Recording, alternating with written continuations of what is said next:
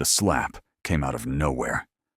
One moment, Amara was standing in the middle of the Okoye family living room, trying to explain herself, and the next, her head snapped to the side as Madame Eunice's palm connected with her cheek.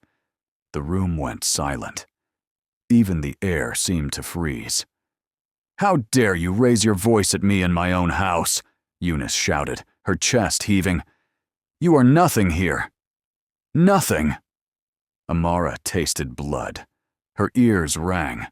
Slowly, she turned her face back toward the woman who had just assaulted her, her eyes burning but her voice calm. "I didn't raise my voice," she said quietly. "I told the truth." That was the day everything changed. 3 months earlier, Amara had walked into that same house as a bride, hopeful and nervous, holding the hand of the man she loved. Daniel Okoye had promised her partnership, protection, and peace.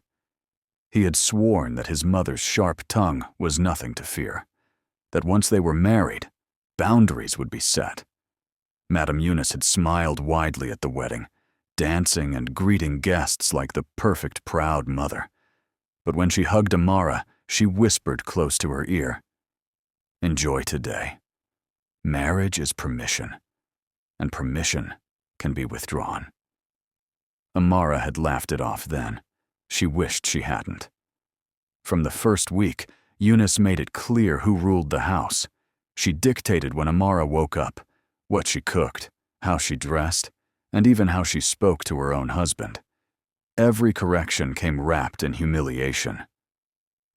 "Is this how your mother trained you?" Eunice would ask loudly in front of staff. "Daniel, did you marry a wife or a liability? In this family, we do not tolerate lazy women." At first, Amara tried to endure it. She told herself marriage required patience. She told herself Daniel would eventually step in. But each time she looked to him for support, he would sigh and say, "Please, just ignore her. That's how she is." One evening, after Eunice accused Amara of deliberately oversalting the soup to poison the household, Amara finally snapped. "I followed your recipe exactly," she said. "If there's a problem—" "Do not talk back to me," Eunice roared, slamming the table. "In this house, you speak when you are spoken to." Daniel lowered his eyes. That silence cut deeper than any insult. The lies started soon after. Eunice told relatives Amara was barren. She told church members Amara was disrespectful and ungrateful. She told Daniel's siblings that Amara had married into the family to steal from them. Amara began to notice how conversations stopped when she entered rooms, how eyes followed her, how even the domestic staff avoided her. One afternoon, Eunice burst into Amara's room holding a jewelry box. "My gold bangles are missing," she said sharply. "You were the last person cleaning here." Amara stared at her in disbelief. "I didn't touch your things. So now you are calling me a liar?" Before Amara could respond, Daniel walked in. Eunice turned to him immediately, tears appearing as if on command. "This is what you married," she cried. "A thief!" Daniel looked at Amara, searching her face. "Amara, did you take them?" That question broke something inside her. "No," she said, her voice shaking. "And the fact that you can even ask me that hurts more than your mother's accusation." Eunice scoffed. "If you have nothing to hide, why are you defensive?" That night, Daniel suggested Amara apologize for peace. That was the moment Amara understood the truth. She was alone in that house, and if she stayed defenseless, Eunice would destroy her completely. So Amara stopped reacting. She stopped crying in public. She stopped arguing. She stopped defending herself. Instead, she watched. She listened. She remembered. Eunice mistook her silence for surrender. "You see," Eunice told her friends one afternoon, "once you break them, they behave." What Eunice didn't know was that Amara was a corporate lawyer who specialized in compliance and financial risk. Numbers spoke to her the way gossip spoke to Eunice, and the Okoye family business was loud with inconsistencies. It started small. A document left on the dining table, a whispered phone call, an offhand comment about moving funds before auditors arrive. Amara began recording conversations discreetly. She took photos of documents. She cross-checked transactions late at night on her laptop while the house slept. Each discovery made her stomach churn. Offshore accounts, forged signatures, inflated contracts. And at the center of it all, Madam Eunice. The same woman who called her a thief was bleeding the company dry. The escalation came fast. Eunice accused Amara of leaking family information. She demanded Daniel choose between his mother and his wife. She told the extended family Amara was possessed and dangerous. During another family meeting, Eunice pointed at Amara and said, "She must leave this house today. I will not sleep under the same roof as this evil woman." Daniel turned to Amara, his face torn. "Please, just go for now. Let things calm down." Amara nodded. "I will go," she said softly. "But I want one thing." Eunice smirked. "What now? Another apology?" "One final family meeting," Amara replied. "Let me clear my name properly. Then I'll leave."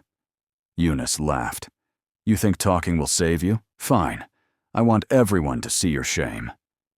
Amara packed her bags quietly that night. Before dawn, she sent emails. She forwarded files. She made one phone call. "Yes," she said calmly. "It's time." The family meeting was crowded. Uncles, aunties, siblings, church elders.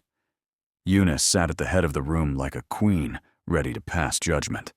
She stood and spoke for nearly 10 minutes, listing Amara's supposed sins. "She came here pretending to be humble," Eunice said. "But she is deceitful, ungrateful, a disgrace to this family." Murmurs of agreement filled the room. When Eunice finished, she folded her arms and said, "Speak. Defend yourself if you can." Amara stood. She didn't cry. She didn't beg. She smiled slightly. "I came into this family with respect," she began. "I endured insults, false accusations, and humiliation because I believed in marriage."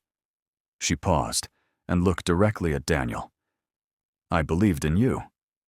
Then she turned back to Eunice. "But wickedness thrives when people think silence means weakness." She pressed a button on her laptop. Audio filled the room. Eunice's voice, clear and unmistakable, discussing hidden accounts. Another clip followed, then another. Gasps echoed. Amara projected documents onto the screen. Names, dates, amounts. "This is fraud," Amara said evenly. "And these files have already been submitted to the authorities." Eunice stood abruptly. "This is lies. She fabricated everything." Right on cue, the door opened. Police officers walked in. Eunice's confidence collapsed instantly. "Daniel," she screamed. "Say something." Daniel couldn't speak. As Eunice was escorted out, she turned to Amara, hatred blazing in her eyes. "You think you've won?" Amara met her gaze. "No," she said. "I think I survived." The aftermath was brutal. The business collapsed. Investigations expanded. The family scattered. Daniel came to Amara days later, broken. "I should have protected you," he whispered. "Please. Can we fix this?" Amara looked at him sadly. "I married you, but you never chose me." She walked away.